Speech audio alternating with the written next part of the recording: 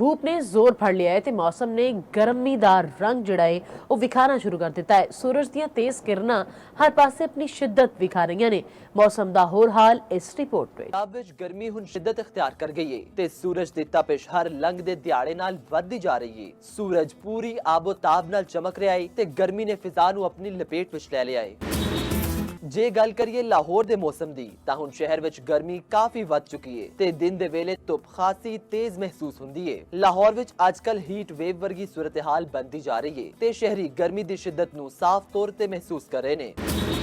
ਮਹਿਕਮਾ ਮੌਸਮੀਆਤ ਵਾਲੇ ਦੱਸਦੇ ਨੇ ਕਿ ਅੱਜ ਪੰਜਾਬ ਦੇ ਜ਼ਿਆਦਾਤਰ ਅਜ਼ਲਾ ਵਿੱਚ ਦਿਨ ਦੇ ਵੇਲੇ ਮੌਸਮ ਗਰਮ ਤੇ ਰਾਤ ਦੇ ਵੇਲੇ ਬਾਰਿਸ਼ ਹੋਣ ਦਾ ਇਮਕਾਨ ਹੈ। ਪੰਜਾਬ ਦੇ ਪਹਾੜੀ ਮਕਾਮਾਤ ਮਰੀ ਗਿਲਿਆਤ ਵਿੱਚ ਰਾਤ ਦੇ ਵੇਲੇ ਤੇਜ਼ ਹਵਾਵਾਂ ਤੇ ਗਰਜ ਚਮਕ ਦੇ ਨਾਲ ਬਾਰਿਸ਼ ਦਾ ਇਮਕਾਨ ਹੈ। ਰਾਵਲਪਿੰਡੀ, ਜੇਹਲਮ, ਚੱਕਵਾਲ, ਗੁਜਰਾਂਵਾਲਾ ਡਿਵੀਜ਼ਨ, ਲਾਹੌਰ, ਸ਼ੇਖੂਪੁਰਾ, ਕਸੂਰ, ਸਾहिवाल, ओकाड़ा, फैसलाबाद, झंग, भावलपुर, गुजरात, लिया, भक्कर, डीजी खान, मुल्तान ते रहीम यार खान ਵਿੱਚ ਰਾਤ ਨੂੰ ਤੇਜ਼ ਹਵਾਵਾਂ ਜਾਂ ਹਨੇਰੀ ਦੇ ਨਾਲ ਕੁਝ ਥਾਵਾਂ ਉੱਤੇ ਬਾਰਿਸ਼ ਤੇ ਯਾਲਾਬਾਰੀ ਦਾ ਇਮਕਾਨ ਹੈ। ਵੱਧ ਤੋਂ ਵੱਧ ਦਰਜਾ ਹਰਾਰਤ ਭਾਵਲਪੁਰ 40, ਡੇਰਾ ਗਾਜ਼ੀ ਖਾਨ 39, ਮੁਲਤਾਨ 38, ਸਰਗੋਦਾ 38, साहिवाल 38, फैसलाबाद 37, जैलम 37, लाहौर 37, अटक 36, चकवाल 34, रावलपिंडी 34, मरी 19 रिकॉर्ड किया गया है।